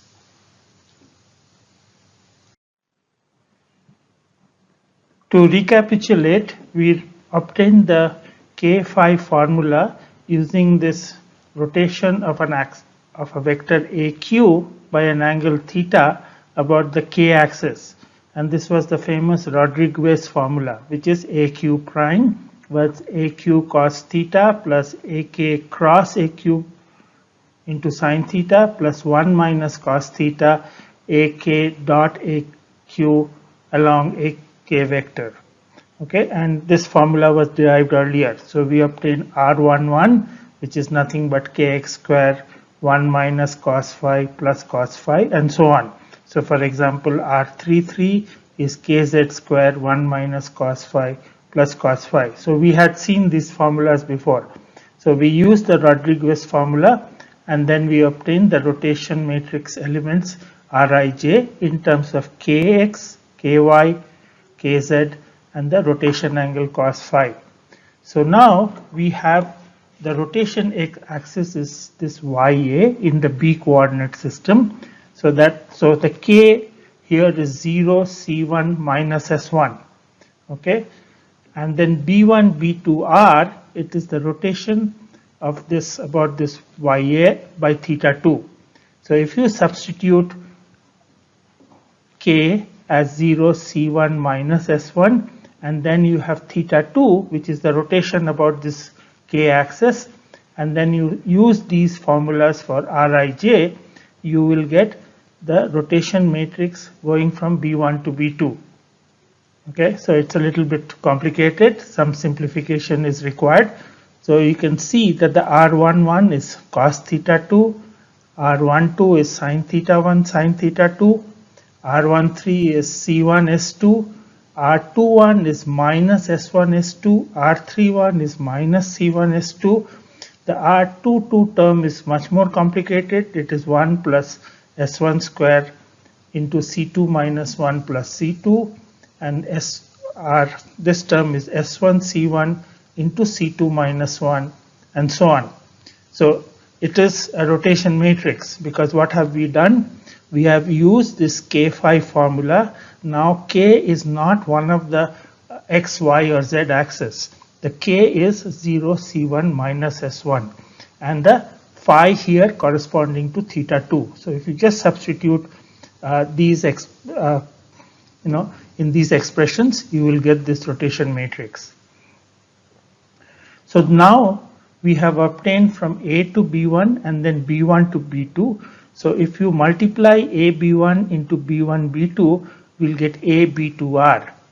Okay, and then if we have seen earlier what was A B1, it was nothing but a rotation about the x-axis, and then B1 B2R is this complicated rotation matrix, and then if you multiply these two, you will get a nice simple rotation matrix which tells you what is B2 with respect to A.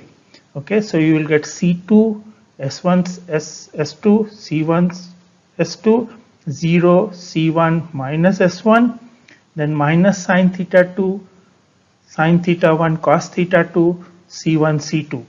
Okay, so all these squares and product of square into C2 minus 1 and so on will be simplified, and you will get this simple rotation matrix. And this rotation matrix is a result of two rotations about x and y. The x is and both the x and the y are the space fixed rotation matrices about space fixed axis. Okay.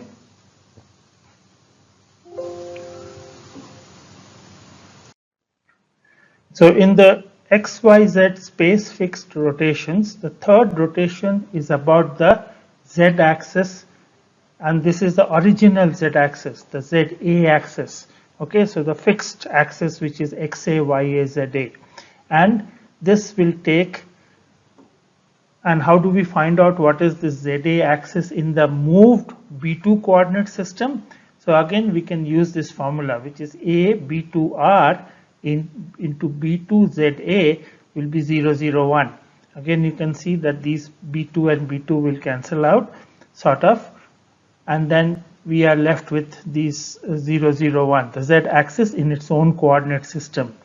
And now again we can pre-multiply by A B2 R transpose. Okay, so then B2 ZA will be that A B2 R transpose into 0, 0, 1, and we have obtained what is A B2 R in the previous slide. Okay, so hence B2 ZA will be given by this column vector minus S2 S1 C2 C1 C2. Okay, and again we can use the K5 formula. Now in this case, K is this axis which is not a 0, 0, 1 or 1, 0, 0, one of those simple rotations, but it is a rotation about an axis which is minus S2 S1 C2 C1 C2, and the angle of rotation about this axis is theta 3.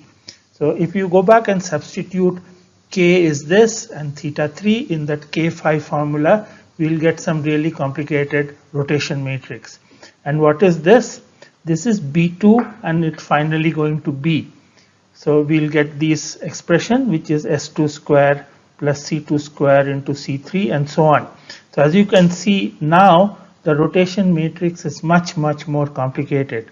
So for example, this R33 term is 1 minus this bracket S2 square plus S1 square C2 square into 1 minus C3. Okay, R11 is S2 square plus C2 square into C3. So you will get this very complicated terms, and this can be again done if you are careful, or we can use this one of these computer algebra tools to obtain this rotation matrix. And this, as I said, this rotation matrix was obtained from again using K phi, where now the K axis is this axis minus S2 S1 C2 C1 C2, and phi here corresponds to theta 3. But finally, if I multiply these three in the order that it has happened, remember we went from A to B1, B1 to B2, B2 to B. A to B1 was rotation about X. This is about that K1. This is about K2. And then if you multiply all these things, you will get a nice, much simpler rotation matrix example. So the x-axis is C2, C3, C2, S3 minus S2. So the z-axis is C1, S2, C3 plus S1, C3 and so on. Okay, this looks sort of little bit more familiar, but clearly it is not the same as x, y, z about body fixed axis. Okay, so if you were to do about body fixed x, y, z rotations, then it is much simpler. This is the body fixed x rotation. This is the body fixed y rotation. This is the body fixed z rotation, and you multiply it again in that order it happened, and you will get this rotation matrix. So what you can see is these two are not anywhere similar. Okay, so for example, this is C2, C3. So this one looks okay. C1, C2, it looks okay. But here it is S2, whereas here it is this complicated term, which is C1, S2, C3 plus S1, S3, whereas here it will be just S2. Okay. So the body fixed XYZ rotation and the space fixed XYZ rotations are not the same.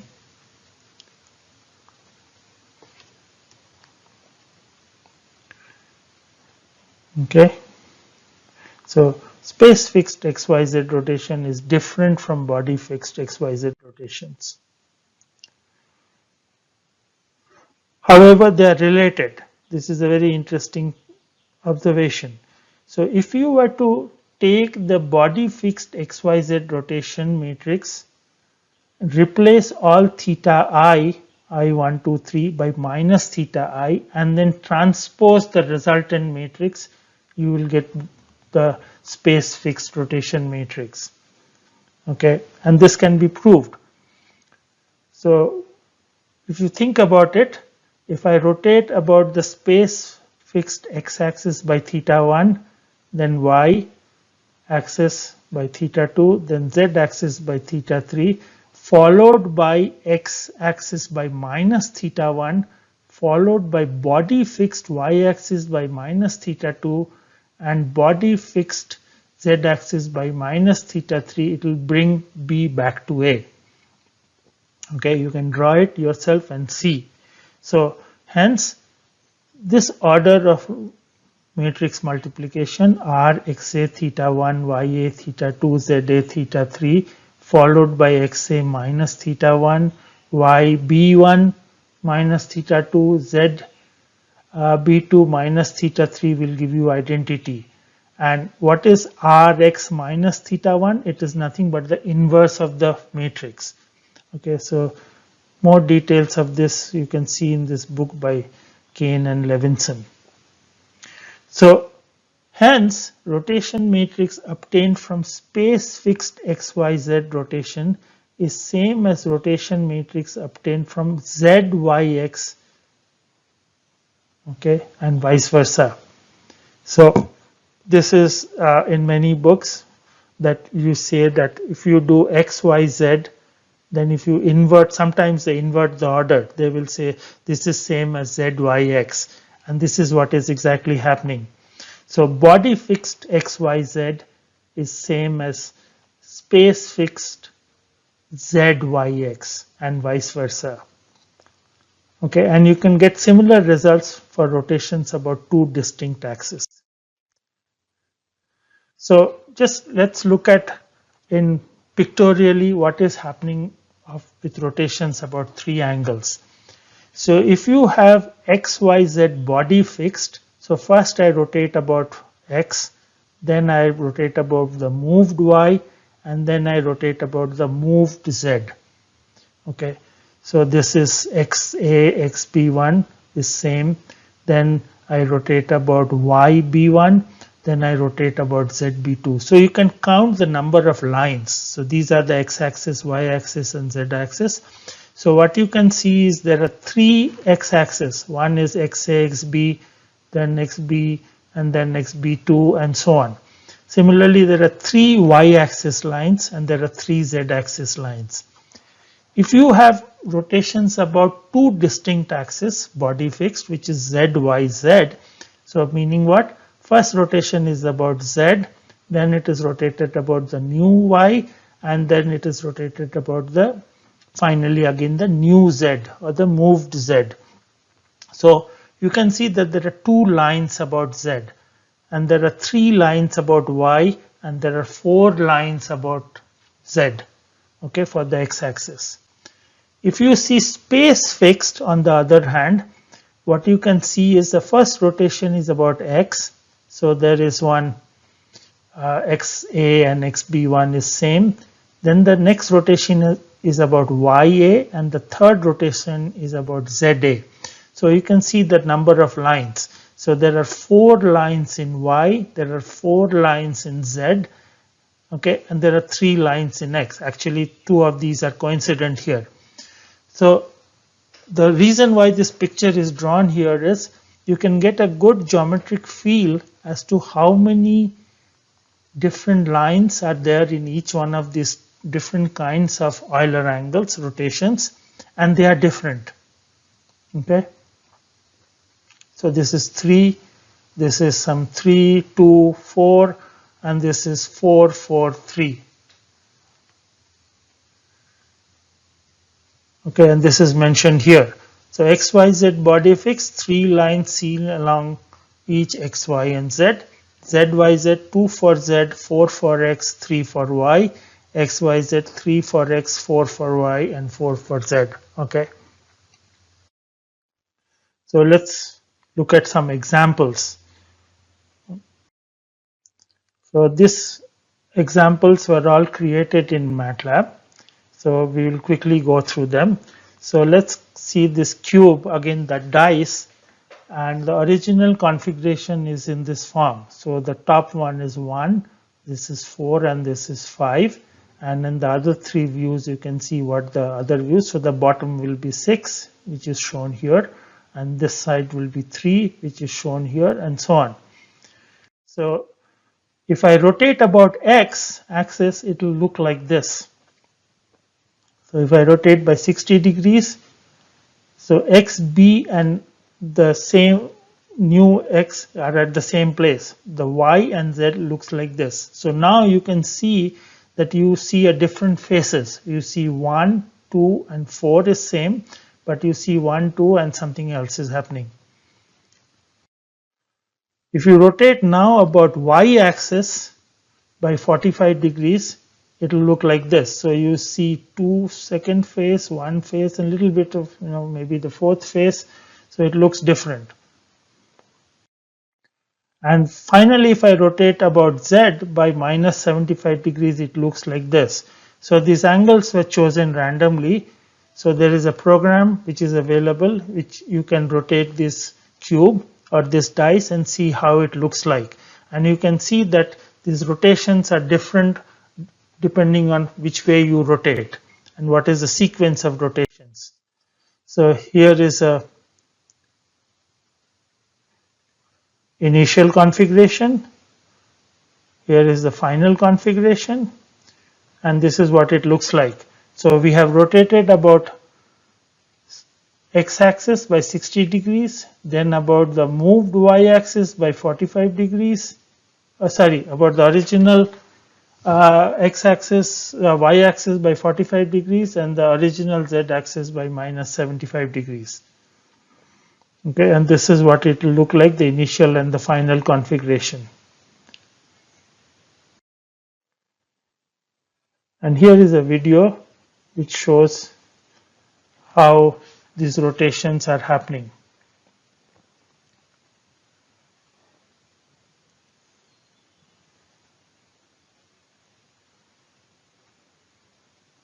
So what you can see here is the rotation matrix as it is changing. Okay, if it is rotating about y, za axis in this case, what you can see, the third row is not changing.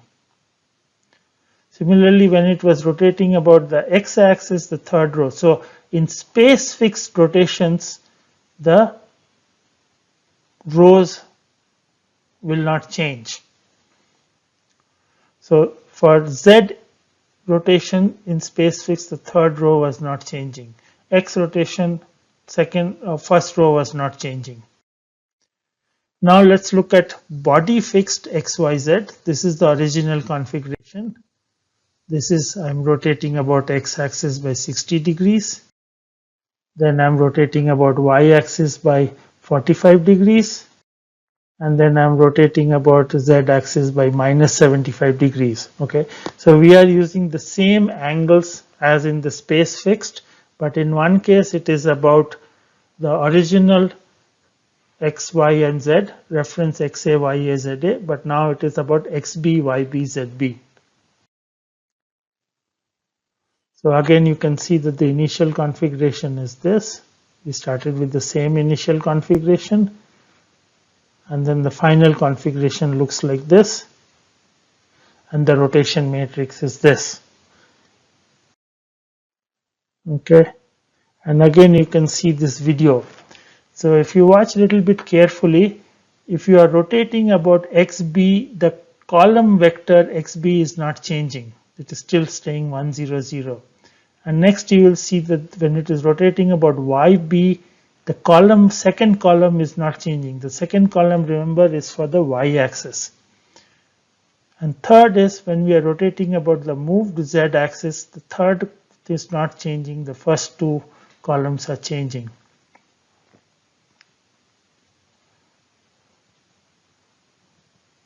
Okay, so this is another interpretation of space fixed versus body fixed rotations. In the space fixed, especially for these videos, the rows were not changing, okay, depending on which axis it was rotating. Whereas for the body fixed rotations, the columns are not changing. And here is a picture of the final rotation matrices. So when you have space fixed XYZ rotations, and again those three angles which I mentioned earlier about X, Y, and Z, you will get this rotation matrix, and for the body fixed you will get this rotation matrix. So as you can see, both are very, very different. Okay, some terms might look the same. You know, this one is looking the same as this. This one is looking the same as this, but the other terms are very different, which is what we saw in the analytical formulations also. In the last slide, I showed you that the body fixed XYZ and the space fixed XYZ rotations, they give rise to very different rotation matrices. It also shows you that the picture of this cube, once it is rotated by the same three angles, looks very different. So in this slide, I want to prove to you that body fixed XYZ is same as space fixed ZYX rotations. Okay, so I can show it to you mathematically, but I want to show it to you numerically, that after doing body fixed XYZ, and then on the similarly if I do space fixed ZYX by the same angles, then I will get back the same final orientation. So the first rotation is about Z. Is about Z axis by minus 75 degrees because we are keeping the angles as same. The second rotation is about Y by 45 degrees, and the third rotation is about X by 60 degrees. Now the initial configuration was this, then we did this 3 Z, Y, X about space fixed axis, and we get this. So this is the rotation matrix. These are the elements of the rotation matrix, which is nothing new, which has been seen earlier. And this is the video.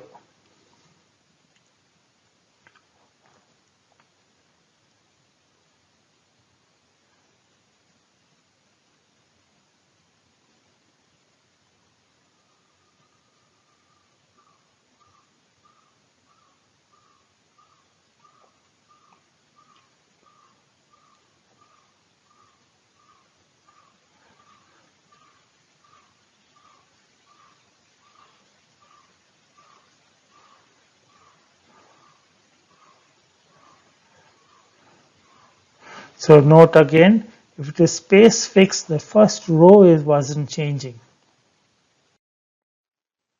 So this is the body fixed XYZ rotation.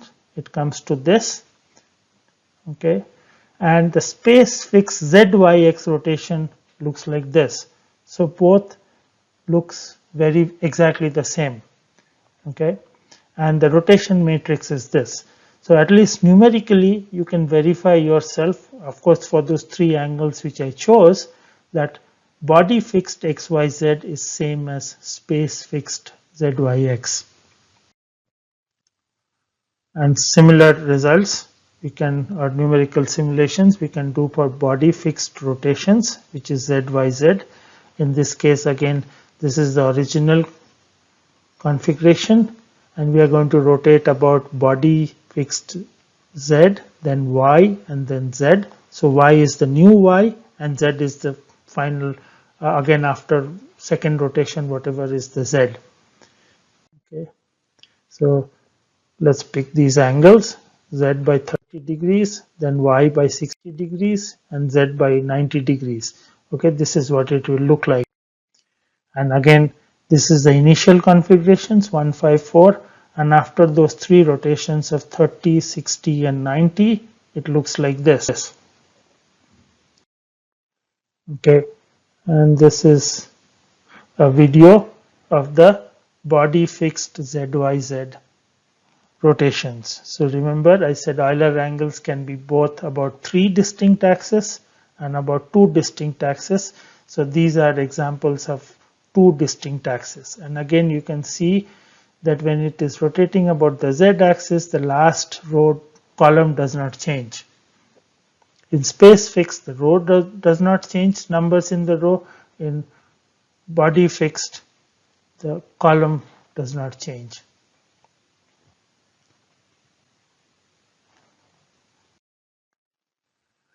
Okay, so let's look at some other representation of orientation. So there is a very well-known representation of orientation called Euler parameters. So basically it contains 4 parameters and it is derived from that k and phi. So in k we have kx, ky, kz, and then angle phi. This is the k phi representation. So out of this k and phi we define 3 parameters which are the vector epsilon, which is k into sine phi by 2. Okay, so k is a vector, so when you multiply by a scalar it still stays as a vector. And a 4th parameter epsilon 0 is cos phi by 2. This is a scalar. So what you can see is epsilon 0 square plus epsilon 1 square plus epsilon 2 square plus epsilon 3 square is 1. So this is one constraint. So there are, in Euler parameters, there are 4 parameters, but there is one constraint. Remember, in Euler angles, there were only 3 angles and there were no constraints. So a little bit more about Euler parameters. We can derive the Euler parameters and their relationship to the rotation matrix or the direction cosines R11, R21, R31 by using Rodriguez formula. So if you keep AQ as 1, 0, 0, R11, R21, R31 is given by this. So you can see that this is 0, epsilon 3 minus epsilon 2, and this is 2 epsilon 1, epsilon 1, epsilon 2, epsilon 3.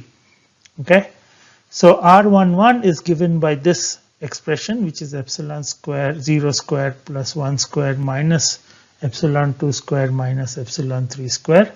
R21 is given by this 2 epsilon 0 epsilon 3 plus 2 epsilon 1 epsilon 2, and R31 is given by 2 epsilon 1 epsilon 3 minus 2 epsilon 0 epsilon 2.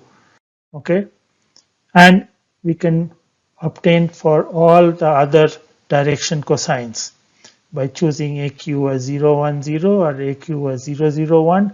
We can find how all the 9 direction cosines are related to the 4 Euler parameters. These are useful expressions to have. And given Rij or the direction cosines, I can find out also the Euler parameters.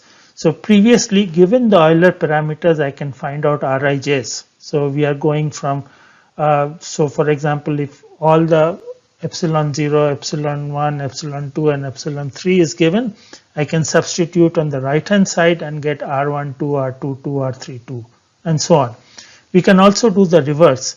If I give you R11, R22, R23 and R12 and all the 9 parameters, then I can find out epsilon 1 is given by this, epsilon 2 is given by this expression, epsilon 3 is given by R21 minus R12 into 4 epsilon 0, where finally epsilon 0 is 1 by 2 square root of this. So again, as you can see, we can go from Euler parameters to direction cosines and direction cosines to Euler parameters. Little bit more on Euler parameters. So for phi equals pi, okay, so remember the rotation axis is k and the angle which it is rotating about is phi. So if that were pi, then epsilon 0 will be 0. Okay, but epsilon I square is still non-zero. So at least one Euler parameter is non-zero. So unlike Euler angles, there is no singularity in Euler parameters. So this is one very big advantage. So remember, in Euler angles, there were always these problems of some angle being either 0 or pi by 2, or so you couldn't find all the Euler angles uniquely. Okay, so no such problem exists in Euler parameters. So this is one of the reasons Euler parameters are used extensively in many applications. I will mention those in a few slides from now. We can also have something called quaternions. Okay, a quaternion is very similar to an Euler parameter. It has again 4 parameters. However, it is set up slightly differently. Okay, so quaternion consists of a scalar q0 and a vector q1, q2, q3. Very similar to epsilon 0, epsilon 1, epsilon 2 and epsilon 3. But it is written in this form. Okay, it's written as a q0 plus some unit vectors I, j and k. So it's a strange beast. Okay, it is neither a scalar nor a vector. Okay, it's a combination of two. And so you might think that this is a strange thing, and what useful it is. It turns out quaternions are very useful.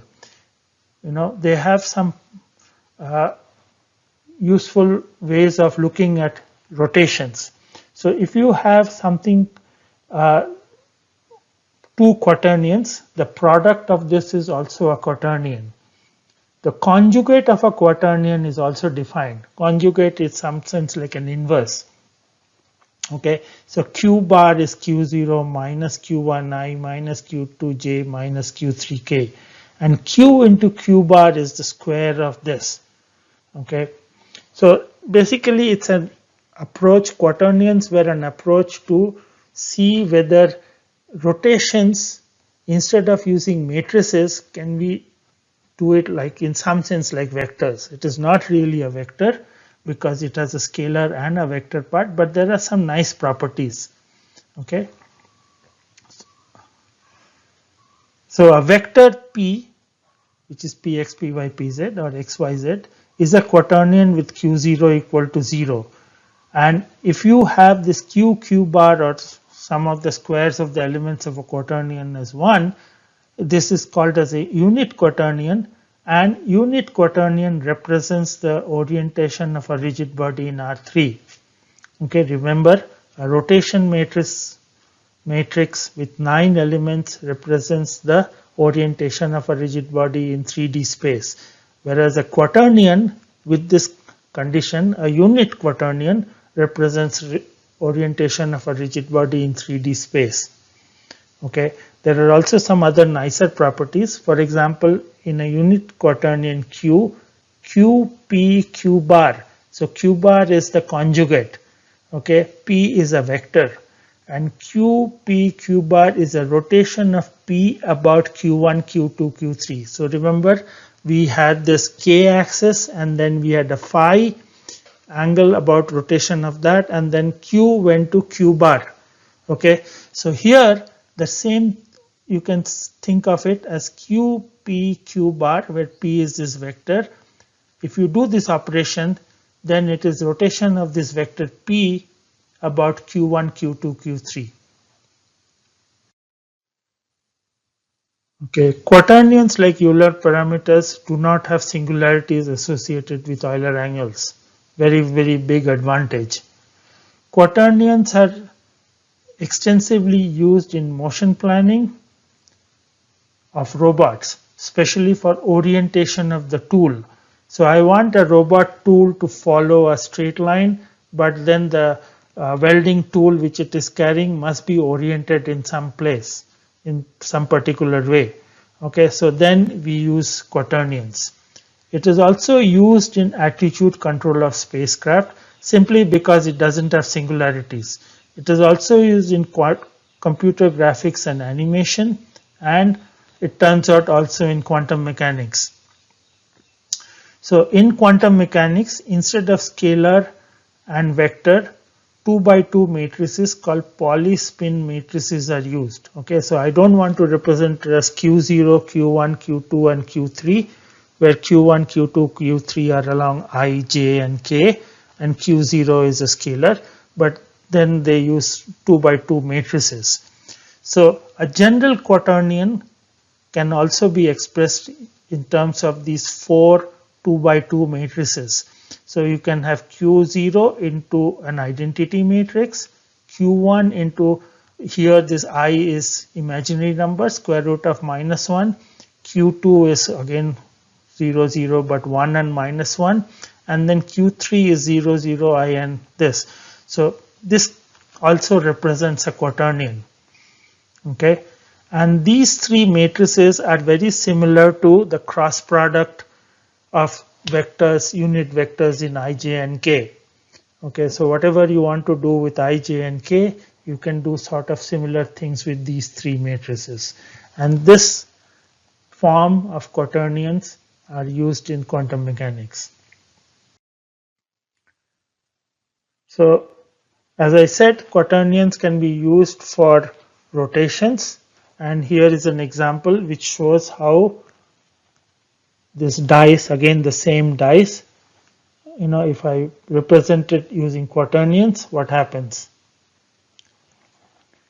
So you can see here that the elements of the quaternion are changing in some particular way, and then this dice is rotating. Okay, and different faces are being seen at each time, and these are the three views of the same dice, and what happens to the quaternion. So again, we can look at how a quaternion can represent orientation, and since we are rotating, the orientation is changing, and we can find out what the quaternion is doing.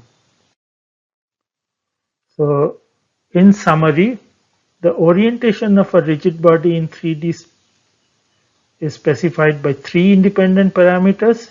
There are various representations of orientation with their own advantages and disadvantages.